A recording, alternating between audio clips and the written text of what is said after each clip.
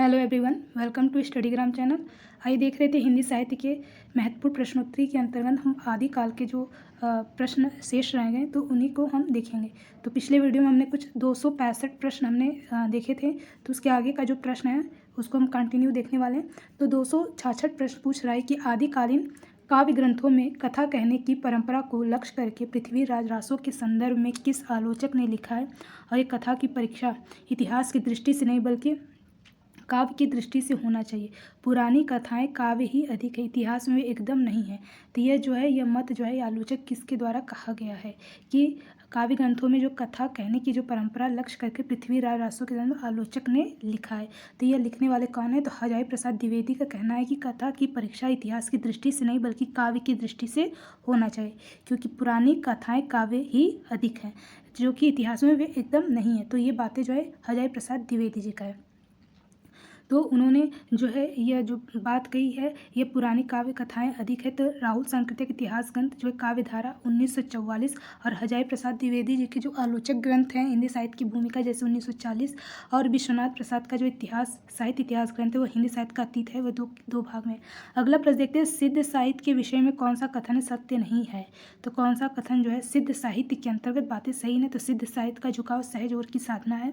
सिद्ध साहित्य के प्रथम कवि सरहपा है। सिद्ध साहित्य की रचना चर्यापद दोहे में हुई। सिद्ध साहित्य का प्रणयन पिंगल भाषा में। तो कौन सा इसमें सत्य सही नहीं? तो ऑप्शन डी जो है वो डी वाला ही ऑप्शन सही नहीं है, यानी कह रहा सिद्ध साहित्य का प्रणयन जो है पिंगल भाषा में है। तो ये पिंगल भाषा में नहीं हुई, किस में नहीं हुई? तो पिंगल भाषा यहाँ बताई गई कि सिद्ध साहित्य का जो प्रणयन है वो पिंगल भाषा में नहीं हुआ। यही क्या है? ऑप्शन गलत कथन है, क्योंकि सहजानियों की जो भाषा थी वह संध्या भाषा थी, ना कि पिंगल भाषा थी। सिद्धों की भाषा क्या थी? सिद्धों या सहजानियों की भाषा संध्या भाषा थी। और सिद्ध साहित्य का प्रणयन जो है मागधी अवहट से होता है।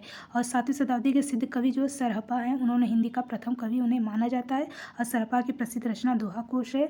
और सिद्ध कवियों में ने जो सहज साधना है गुरु सेवा का गान किया है, और राहुल संकेत ने 84 सिद्धों कवि का भी उल्लेख किया है। तो इसमें डी वाला ऑप्शन गलत है, क्योंकि पहला ऑप्शन बिल्कुल सही है कि सिद्ध साहित्य का झुकाव सहज साधना की तरफ था। सिद्ध साहित्य के प्रथम कवि सरहपा है। सिद्ध साहित्य की रचना जो है चर्यापद तथा दोहे में हुई है। तो इसमें डी वाला ऑप्शन गलत है। 68% टू 68% प्रश्न है क्वेश्चन की कौल ज्ञान निर्णय के रचनाकार कौन है? कौल ज्ञान, तो इसके जो रचनाकार कौन है? तो मत्स्येंद्र नाथ हैं। कौल ज्ञान कौन है? तो मत्स्येंद्र नाथ है। और इस पुस्तक का जो संपादन किन्होंने किया है? तो डॉक्टर प्रबोध चंद्र बागची करते हैं। इस पुस्तक संपादन प्रबोध चंद्र बागची। अगला है कि अपभ्रंश प्रभावित हिंदी रचना कौन सी है? जो अपभ्रंश से प्रभावित होकर रचनाएं लिखी गई, खुमार रासो, ढोला मारू दोहा, भरतेश्वर जयमंग, जस चंद्रिका। तो 269 का सही उत्तर क्या होगा? तो 269 का जो सही उत्तर है वो सी वाला है कि भरतेश्वर बाहुबली राज जो है जैन कवि शाली बसूरी द्वारा रचित है। यह हिंदी काव्य रचना आदिकालीन अपभ्रंश से प्रभावित रचना है। कौन सा? तो अब भरतेश्वर बाहुबली राज जो है यह आदिकाल की अपभ्रंश से प्रभावित हुई रचना है। और इसके कवि कौन है? तो शालिभद्र सूर्य। और इसमें बाहुबली के चरित्र का वर्णन है। गणपति चंद्रगुप्त ने हिंदी साहित्य का वैज्ञानिक इतिहास भी जो कि उनका है गणपति चंद्रगुप्त का, तो उन्होंने अपने वैज्ञानिक इतिहास में शालिभद्र सूर्य को ही हिंदी का प्रथम कवि स्वीकार करते हैं। और भरतेश्वर बाहुबली राज को हिंदी की प्रथम रचना भी मानते। अगला प्रश्न है 270 की चारण साहित्य किस साहित्य का दूसरा नाम है? तो चारण साहित्य किसका नाम है? तो रासो साहित्य को ही चारण साहित्य कहें या फिर रासो साहित्य कहें। और इसमें मतलब रासो साहित्य चारण साहित्य में जो है वीर रस की प्रधानता होती है। किसकी प्रधानता? तो वीर रस जो है इसमें प्रधानता रहती है। इसमें आश्रयदाताओं की प्रशंसा की गई है। फिर जैसे कि पृथ्वीराज रासो, ठीक है, ये सब रासो साहित्य के अंतर्गत। चारण साहित्य के अंदर खुमार रासो, बीसल देव रासो, परमाल विजय पाल रासो, ये सभी जो है चारण या रासो साहित्य के अंतर्गत आएंगे। आदिकाल को सिद्ध सामंत युग कौन कहा है? तो राहुल सांकृत्यायन कहते हैं। अगला प्रश्न देखते हैं, आदिकाल में हिंदी काव्य धारा में क्या उपलब्ध नहीं है? तो जैन भी उपलब्ध है, नाथ भी उपलब्ध है, सिद्ध भी उपलब्ध है, किंतु सी वाला ऑप्शन बोल रहा है सिख साहित्य उपलब्ध है, मतलब हिंदी का आदिकाल की हिंदी काव्य धारा में नहीं है। अगला 73 कि आदिकालीन साहित्य का प्रमुख रस क्या था? तो वीर रस ही था। वीर रस में ही सभी रचनाएं होती थी। जो रासो ग्रंथ होते थे वे सभी वीर रसात्मक जो है प्रवृत्तियों के आधार पर रामचंद्र शुक्ल जो है वीर गाथा काल भी नाम रखते हैं। अपभ्रंश का वाल्मीकि किसको कहते हैं? तो स्वयंभू को ही अपभ्रंश का वाल्मीकि कहा जाता है। और ये 8वीं शती के स्वयंभू जो है 8वीं शती के आदिकालीन स्वयंभू हैं। और ये पयुमचर्यु यानी पद्मचरित, ऋठमेढ़चर्यु इनकी रचनाएं हैं, ग्रंथ हैं। पयुमचर्यु में जो है राम की कथा है, और इनकी एक और घटना अरिष्टनेमि चरित जो हरिवंश पुराण में कृष्ण से संबंधित है। तो अरिष्टनेमि चरित किसका है? तो यह भी स्वयंभू का है। और ये अपभ्रंश के वाल्मीकि जो है स्वयंभू कहा जाता है। इन्होंने अपने रामायण अर्थात पयुमचर्यु में केवल 5 कांड रखे हैं, उनका नाम वाल्मीकि रामायण से मिलता है। तो कितने कांड है पयुमचर्यु में? तो केवल 5 कांड इन्होंने रखे। आगे कहा जा रहा है कि बाल कांड का जो नाम है वह विद्याधर कांड था, तथा अरण्य कांड का नाम जो है, मतलब जो परियों से 5 कांड जो नाम रखे हैं, तो उसमें जो बाल कांड नाम है, तो बाल कांड की जगह स्वयंभू ने जो है क्या नाम रखा पयुमचर्यु? तो विद्याधर कांड। अरण्य जो कांड है उसको नाम, तथा अरण्य एवं जो किष्किंधा कांड को नहीं रखा। तो 5 कांड रखे, कुल तो 7 कांड होते हैं पयुमचर्यु में, तो कुल 7 कांड, किंतु पयुमचर्यु में 5 ही कांड बताए हैं, तो जिसमें से अरण्य और किष्किंधा कांड को नहीं रखा है। बाल कांड का नाम ही परिवर्तन करके विद्याधर कांड रखा है। तो 2 कांड का नाम रखिएगा, अरण्य और किष्किंधा कांड, इसमें पयुमचर्यु में नहीं रखा गया। 10वीं सदी के अन्य जैन कवि पुष्पदंत को क्या कहते हैं? जो जैन कवि पुष्पदंत किस तरह के कवि हैं? तो जैन कवि हैं, और इनको जो है क्या उपाधि दी गई? तो अपभ्रंश का भवभूति कहा जाता है। और ये अन्य जैन जो कवि धनपाल ने भविष्यत कहा नामक प्रसिद्ध कृति की रचना की है। यानी पुष्पदंत की रचना क्या है? तो भविष्यत कहा है। आगे किस विद्वान ने हिंदी साहित्य को प्रारंभिक काल को वीर गाथा काल नाम दिया? तो प्रारंभिक काल नाम देना कौन है? कि प्रारंभिक काल को ही वीर गाथा काल नाम दिया है। तो वही प्रारंभिक काल, वीर गाथा काल, आदि काल, ये सब नाम कौन दिया है? तो रामचंद्र शुक्ल वीर गाथा काल नाम देते हैं। कहा जा रहा है कि डॉक्टर रामकुमार वर्मा ने इस काल को चारण काल कहा है। राजर्षित कवि फुटकर दोह को त्याग करके पराक्रमपूर्ण चरित्रों का जो गाथाओं का वर्णन किया है, यही प्रबंध परंपरा रासों के नाम से भी पाई जाती है। किंतु हजारी प्रसाद द्विवेदी जो है वीर गाथा काल को यानी कि आदिकाल को आदिकाल ही नाम देते हैं। आगे कहा जाए कि चंद्रवरदाई किसके दरबारी कवि थे? तो ये जो है पृथ्वीराज चौहान के दरबारी कवि थे। आगे देखते हैं, अगला प्रश्न है कि पृथ्वीराज रासो किस कवि की रचना है? तो चंद्रवरदाई की रचना है। तो ये सब चीज़ें हमने देख ली थी। आगे देखते हैं, देखिए इसमें पढ़ ले कि पृथ्वीराज रासो में जो पृथ्वीराज के 14 विवाहों का उल्लेख है। तो ये प्रश्न इंपॉर्टेंट बनता है। किस व्याख्या में दिया है कि रामचंद्र शुक्ल ने चंद्रवरदाई को हिंदी का प्रथम कवि मानते हैं, तथा इनकी जो रचना जो ग्रंथ पृथ्वीराज रासो को पहला काव्य मानते हैं आचार्य शुक्ल जी। और वीर तथा श्रृंगार प्रधान पृथ्वीराज रासो में जो है कि पृथ्वीराज के 14 विवाह, तो पूछ सकते हैं कितने विवाह का जो उल्लेख मिलता है पृथ्वीराज रासो में? तो 14 विवाह का उल्लेख मिलता है। और ये महोबा के राजा परमार्दी देव के आश्रित कवि जगनीक ने परमाल रासो या आलाखंड ग्रंथ की रचना की है, और मुल्ला दाऊद ने चंदन ग्रंथ की रचना की। आगे देखते हैं, स्वयंभू को हिंदी का प्रथम कवि कौन मानता है? तो कौन मानता है? तो 78 का सही उत्तर देखेंगे तो कौन मानने वाले में है? तो ये मानते हैं राम कुमार वर्मा, जो है कि स्वयंभू को हिंदी का पहला कवि मानते हैं, जबकि गणपति चंद्रगुप्त जो है शालिभद्र सूरी को पहला कवि स्वीकार करते। आगे प्रश्न है कि सिद्धों में प्रचलित महामुद्रा शब्द का अभिप्राय क्या है? तो जो सिद्धों में प्रचलित महामुद्रा है उसको क्या कहेंगे? महामुद्रा शब्द से आप क्या समझते हैं? तो ऑप्शन सी, यानी सिद्धि प्राप्त के लिए जो स्त्री संसर्ग किया जाए उसको महामुद्रा नाम दिया गया है।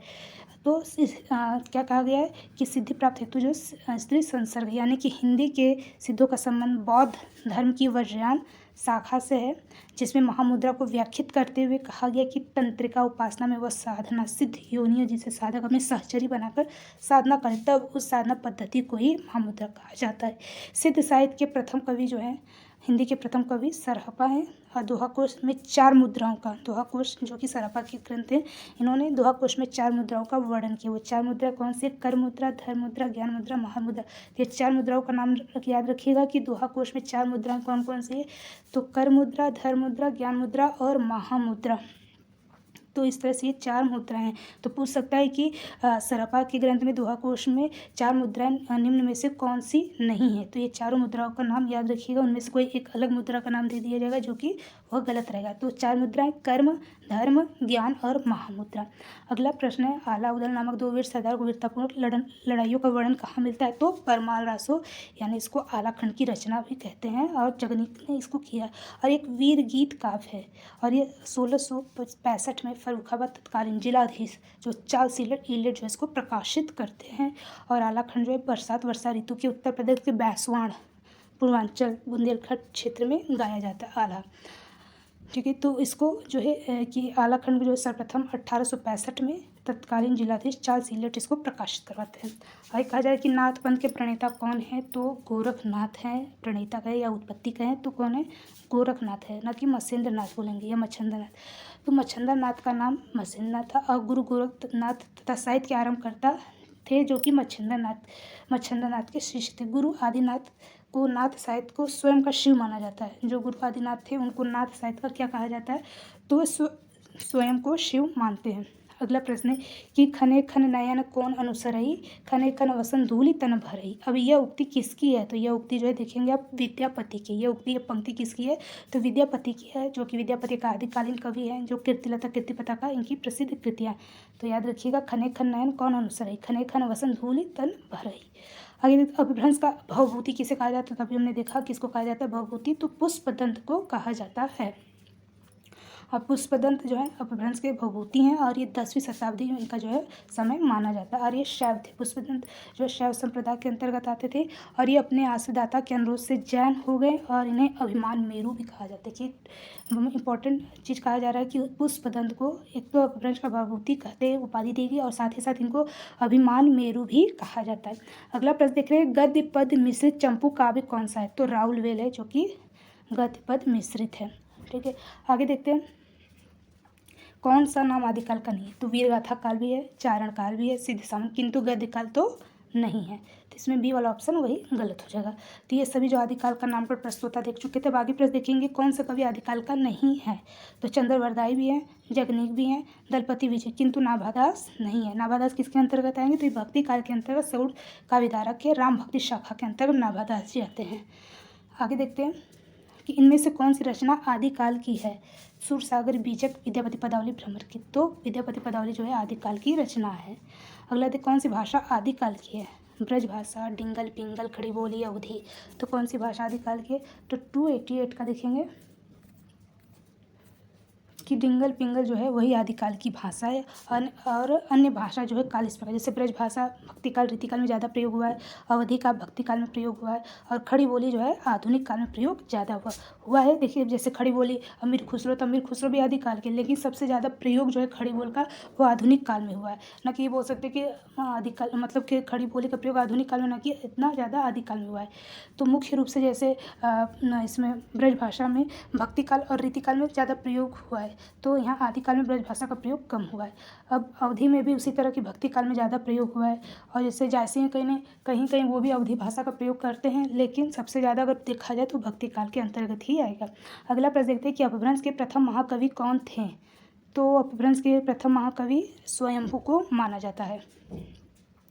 स्वयंभू के जो समय है वो 8वीं शती का जो आसपास विद्यमान माने जाते हैं। स्वयंभू को जैन परंपरा का प्रथम कवि भी माना जाता है, और स्वयंभू को अपभ्रंश भाषा का वाल्मीकि या व्यास भी कहा जाता है।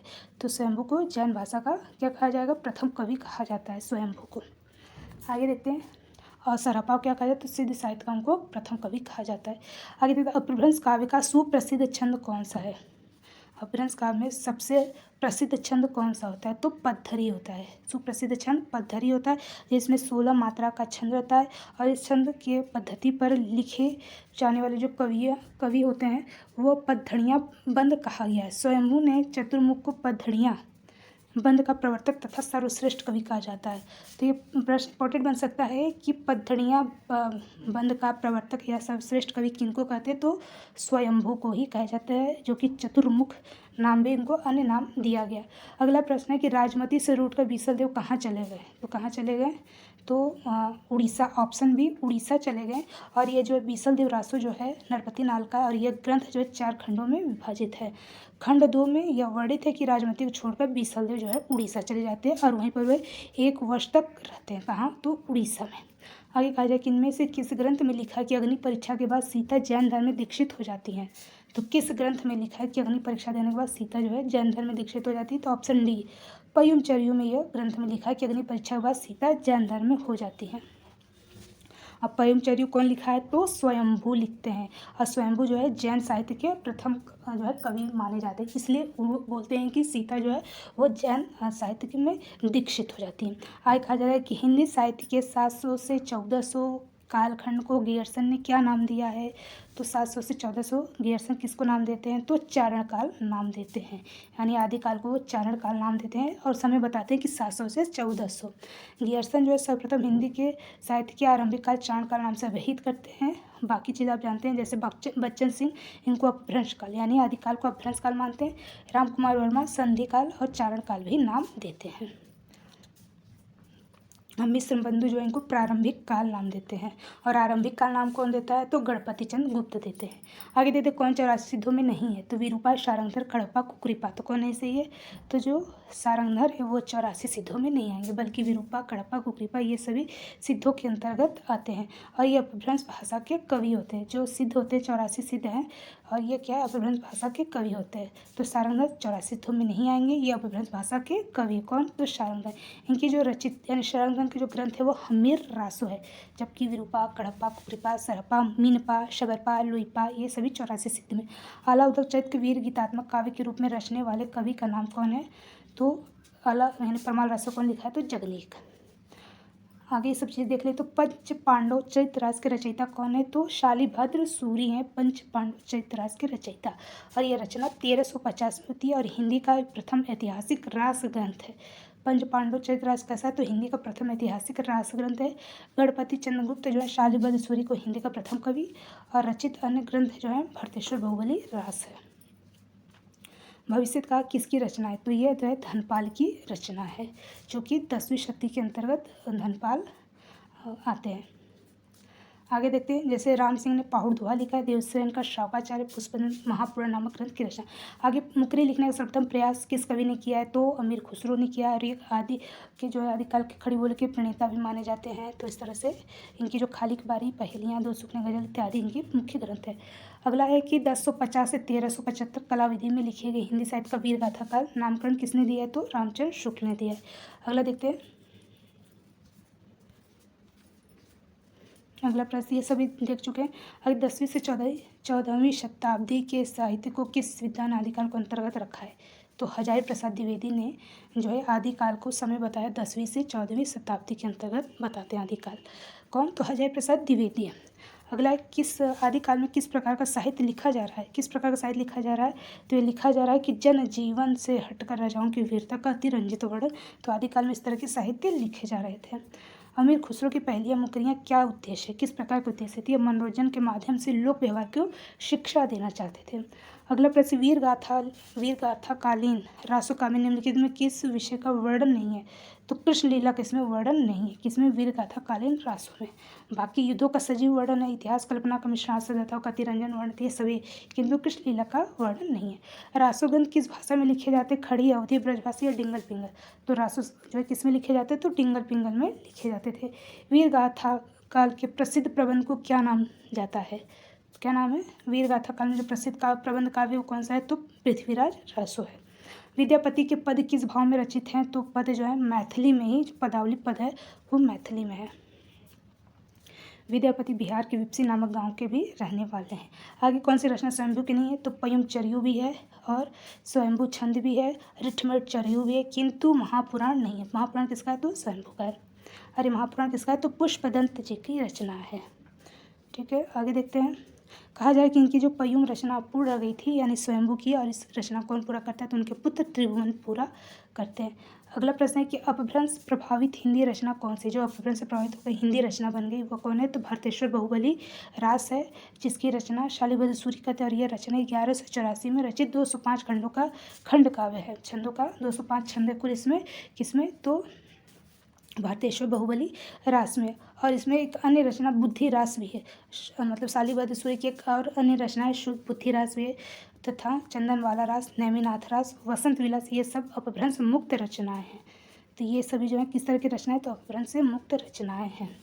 और अपभ्रंश से प्रभावित रचना तो पहला वाली है, यानी कि भरतेश्वर बहुबली रास। और बाकी जो है चंदनवाला, नेमिनाथ, वसंत विलास, ये सभी अपभ्रंश से मुक्त रचनाएं। अगला प्रश्न, 11वीं शताब्दी में रचित लोक भाषा काव्य क्या है? तो ढोला मारू दोहाई जो 11वीं शताब्दी में लिखी गई लोक भाषा काव्य है। और इसके जो कवि हैं वो कौन है? तो राहुल वेल्के जो है डॉक्टर बोल सकते हैं रोड़ा कवि राहुल वेल्के हैं। और इसमें जो है मूलतः दोहों में यह रचित है। और ये कछवाहा वंश के राजा नल का पुत्र ढोला मारवाड़ी नाम की राजकुमारी प्रेम कथा का वर्णन है। राहुल वेल जो है 10वीं शताब्दी के अंतर्गत लिखा गया है। अगला प्रश्न देखते हैं। रोड़ा कवि बोल सकते हैं और इनको कुशलाभ कवि भी जो है नाम दिया जाता है। और ये एक चंपू काव्य जिसमें कि नक्षिक का भी वर्णन किया गया। अगला प्रश्न देखते हैं। गोरखनाथ के गुरु का नाम बताना है। तो कौन है? तो मसेंद्र नाथ हैं। मसेंद्र नाथ हैं और इनका वास्तविक नाम विष्णु शर्मा भी है। मसेंद्र नाम का वास्तविक नाम क्या है? तो विष्णु शर्मा। पूरा नाम पिपली देव था, जबकि गुप्त नाम भैरवानंद था। जन्म बंगाल में हुआ था मसेंद्र नाथ का। और इनके द्वारा ही रचित ग्रंथ कौलियान का निर्णय किसका? तो मसेंद्र नाथ का। अपभ्रंश शब्द का सबसे पहले उल्लेख किसने किया है? तो पतंजलि करते हैं। अपभ्रंश शब्द का सबसे पहले उल्लेख करते कौन? तो पतंजलि करते हैं। और किस ग्रंथ में? तो महाभाष्यकार में, जो महाभाष्य की रचना ग्रंथ है, तो उसमें जो अपभ्रंश शब्द का प्रयोग करते हैं, जिसमें ये पता चलता है कि संस्कृत या साधु शब्द के लोग प्रचलित विविध रूप अपभ्रंश या अपशब्द कहलाते थे। और ये प्रतिमान से च्युत स्लिक भ्रष्ट विकृत शब्दों का अपभ्रंश की संज्ञा दी गई और आगे चलकर ये उपसंज्ञा पूरी भाषा में स्वीकृत हो गई। सिद्धों के प्रथम कवि सरहपा। आगे उक्ति व्यक्ति प्रकरण ये किस तरह का ग्रंथ है? तो यह जो ग्रंथ है वो ऑप्शन डी व्याकरण तरह का ग्रंथ है। और रचनाकाल 12वीं शताब्दी के पूर्वार्ध माना जाता है। प्राकृत पैंगलम के रचयिता कौन है? तो वंशीधर हैं। कौन है प्राकृत पैंगलम के रचयिता? तो इसकी टीका लिखने वाले वंशीधर हैं, जो कि 14वीं शताब्दी के अंतर्गत यह लिखते हैं। प्राकृत पैंगलम विद्याधर, सारंगधर, जज्जल, बब्बर आदि कवियों की रचनाओं का संकलन किया गया। किसमें? तो प्राकृत पैंगलम ग्रंथ में जो विद्याधर कवि और सारंगधर कवि, जज्जल, बब्बर आदि कवियों को जो है संकलित किया। प्राकृत और ग्रंथ छंदों की विवेचना की गई है। गुरु गोरखनाथ हिंदी के किस विशेष रूप का कवि स्वीकार किया गया है? तो इन्हें पुरानी हिंदी के कवि स्वीकार किया गया। गुरु गोरखनाथ को पुरानी हिंदी कवि के रूप में स्वीकार किया। गोरखनाथ का समय 13वीं शताब्दी में स्वीकार किया जाता है। इनके गुरु का नाम मसेंद्र नाथ है। मसेंद्र नाथ रचित जो शब्द प्राण संकलित, शिष्या, नरवे, सप्तवार, रोमावली, आत्मबोध, ज्ञान तिलक, ज्ञान चौतीसा, अभिमात्रा, जो पंचमाता, गोरखबोध, ये सभी जो है किसकी रचना है? तो हम बोल सकते हैं ये सब जो है गोरखनाथ की रचना है। ये सभी रचनाएं किसकी है? तो गोरखनाथ की है। आगे देखते हैं। विद्यापति की भक्ति श्रृंगार परक पदावली अनूठी संपत्ति है। किसकी संपत्ति है? विद्यापति की भक्ति श्रृंगार परक पदावली। तो यह है हिंदी साहित्य के आदिकाल की संपत्ति है। आगे देखते हैं। और विद्यापति जो है शैव संप्रदाय के प्रमुख कवि माने जाते हैं। आलाखंड का वास्तविक स्रोत ग्रंथ कहाँ से मिला? तो परमाल रासों से ही मिला। अगला है पंक्ति दिया है कि महुवर बुझई कुसुम रस कब कलासु छैल सज्जन पर उर आर मन दुज्जन नाम मैल। ये किसकी पंक्ति है? तो यह है विद्यापति की ये पंक्ति है। किसकी पंक्ति है? तो ये विद्यापति की पंक्ति है। महुवर बुझई कुसुम रस कबो कलासु छैल, तो ये विद्यापति की पंक्ति है। विद्यापति को शैव संप्रदाय कवि इन्हें प्रशंसक जो उपाधियों से विभूषित करते, इनको कई सारी उपाधियाँ भी दी गई है। आदिकाल को भिन्न प्रकार के हिंदी मानते हुए हिंदवी कौन कहता है? हिंदवी नाम कौन देता है, घोषित करता है? तो अमीर खुसरो कहते हैं। आगे हिंदी के अपभ्रंश के सर्वप्रधान कवि, सबसे प्रमुख प्रधान कवि कौन है अपभ्रंश के? तो 320 का सही उत्तर क्या होगा? 320 का सही उत्तर जो सर्वप्रधान कवि हैं वो कौन है? तो स्वयंभू है अपभ्रंश के सर्वप्रधान कवि, स्वयंभू। और यह अपभ्रंश के वाल्मीकि भी कहे जाते हैं। इनके 3 ग्रंथ बताएंगे, पंचचूड़, रिठमेचर और स्वयंभू छंदस। उपदेश रसायन रास के रचनाकार कौन है? तो जिनदत्त सूरी हैं। 12वीं शताब्दी के जैन रास परंपरा के प्रथम काव्य माना जाता है इनको। ये अपभ्रंश का प्रथम रास काव्य है। भरतेश्वर बहुबली रास जो है ये किस तरह का ग्रंथ है? तो अपभ्रंश का प्रथम रास काव्य माना जाता है। उपदेश रसायन रास। आगे कहा जाए कि यह 80 पदों का नृत्य गीत तथा रास लीला का भी काव्य है। नवनाथों में इनकी कौन सी सम्मिलित नहीं है? नवनाथ में कौन से नाम सम्मिलित नहीं है? तो देखिए देवसैन है वह नवनाथों में सम्मिलित नहीं। नवनाथों में देवसैन सम्मिलित नहीं है, बल्कि गोरक्ष सिद्धांत संग्रह के अंदर नवनाथों का नाम इस प्रकार है। गोरक्ष सिद्धांत में नवनाथ कौन से? तो नागार्जुन है, जड़ भरत, हरिश्चंद्र, सत्यनाथ, भीमनाथ, गोरक्षनाथ, चरपटनाथ, जलंधरनाथ, मल्यार्जुन। और ये जो है देवसेन जो है ये श्रावकाचार्य को डॉक्टर हिंदी का प्रथम कवि मानते हैं। तो देवसेन इसमें नवनाथों में सम्मिलित नहीं है, तो गोरक्ष सिद्धांत संग्रह के अनुसार। आगे कहा जम्बू स्वामी रास के रचयिता कौन है? तो जम्बू स्वामी रास के रचयिता धर्मसूरी हैं। जम्बू स्वामी रास के रचयिता धर्मसूरी हैं, जबकि शालीभद्र सूरी पांडव चरित्र रास, पंच पांडव चरित्र, यजिंद सूरी और उपदेश रसायन सूरी जो है नामक ग्रंथ की रचना करते हैं। बीसलदेव रासों का अंगिरस क्या है? तो श्रृंगार रस है। हिंदी के प्रचलित 12 मास सबसे पहले कृति कहाँ मिलता है? तो नेमिनाथ चौपाई मिलता है।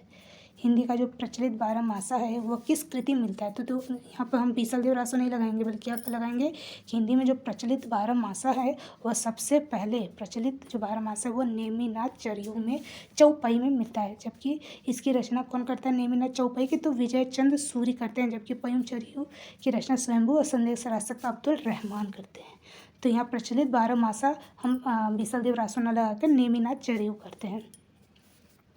श्रावकाचार किसकी रचना है? तो श्रावकाचार देवसेन की रचना है। गोरखवाणी ग्रंथ के संपादक कौन करते हैं? तो गोरखवाणी ग्रंथ के संपादक ऑप्शन बी पीताम्बर दत्त बड़थवाल करते हैं। जो 14 ग्रंथों को प्रमाणिक मानकर उनको संपादन गोरखवाणी नाम देते हैं। एक थाल मोती से भरा, उसके सिर पर औंधा धरा, चारों ओर वह थाली फिरे, मोती उसमें से एक न घिरी। यह पंक्ति किसकी है? तो अमीर खुसरो की भी यह पंक्ति है। और खुसरो का वास्तविक नाम अबुल हसन था। आगे देखते कुछ पंक्तियाँ देखते हैं, जैसे सरस बसंत समय भला पायल, दक्षिण पवन वह धीरे, विद्यापति की पंक्ति है। तुम जिन जानो गीत है यह निज ब्रह्म विचार, ये कबीर जी की पंक्ति।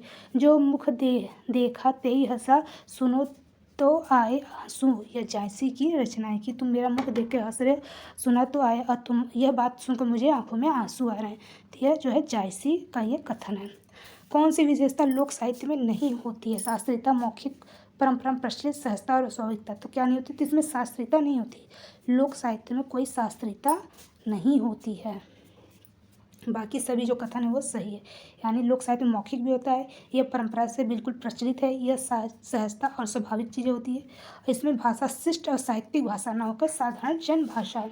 स्वयंभूकृत पयुमचरियू की कथा किससे संबंधित है? तो ये जो है राम कथा से संबंधित है।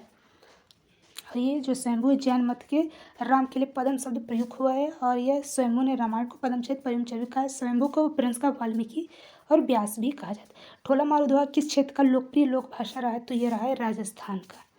जयदेव के गीत गोविंद का विशेष प्रभाव किस कवि पर माना जाता है? 332 का जयदेव का सबसे ज़्यादा प्रभाव किस कवि पर माना जाता है?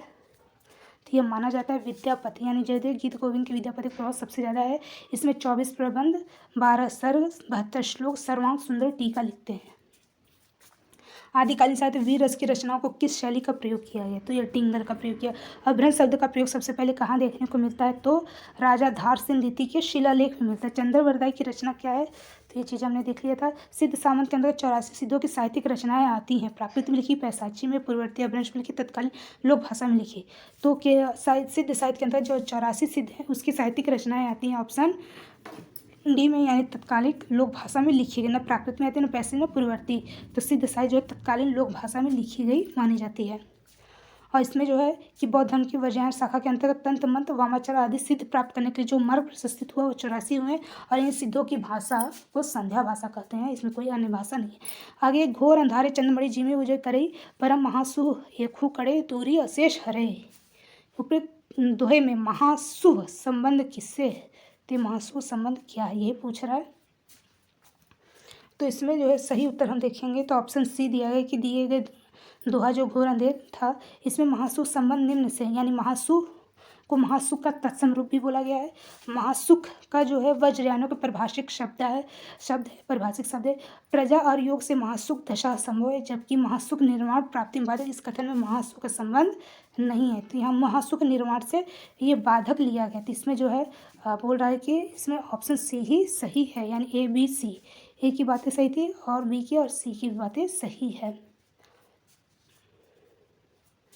इसमें डी वाला ही गलत हो गया, यानी इसमें महासुख निर्माण प्राप्ति में ये बाधक होता है। तो यही क्या है, गलत है। और इस कथन में महासुख का संबंध नहीं है। आगे देखते हैं रचनाओं में सुमेलित करना है। तो इसकी रचनाएं देखिए हम यहाँ सुमेलित करते हैं। नगर बहिरे डोपी तोहरी कोयला छा, ये कड़पा की। काय तरवा पचबड़ा लुईपा का। कड़ुआ बोले न बोलिसी नारी, किसका है? तो नरपति नार का। मोरा जोना नवेला भया है गुलाल, ये खुसरो की रचना है। तो पंक्तियाँ याद रखिएगा।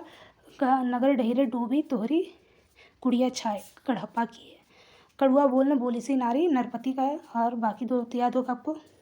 ये रचना काल हमने देख लिया था। सिद्ध कवि के सरपा की रचना का नाम क्या है? तो ये ऑप्शन सी यानी दोहा कोश है। आगे कहा जा रहा है कि प्राकृतिक पेंडुलम के रचनाकार लक्ष्मीधर, संदेश राज्य के रचनाकार अब्दुल रहमान है।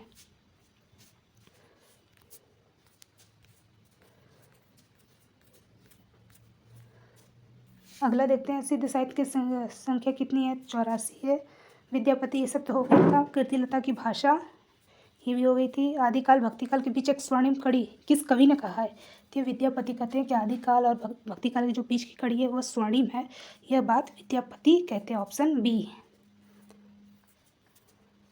चलिए अब आगे जो हम लोग देखेंगे भक्तिकाल जो है उसको हम नेक्स्ट वीडियो में देखेंगे। अभी के लिए जो है आदिकाल से जितने संबंधित प्रश्न बने तो उनको हमने देख लिया। भक्तिकाल के जितने प्रश्न बनेंगे उसको नेक्स्ट वीडियो में देखेंगे। तब तक के लिए जय हिंद।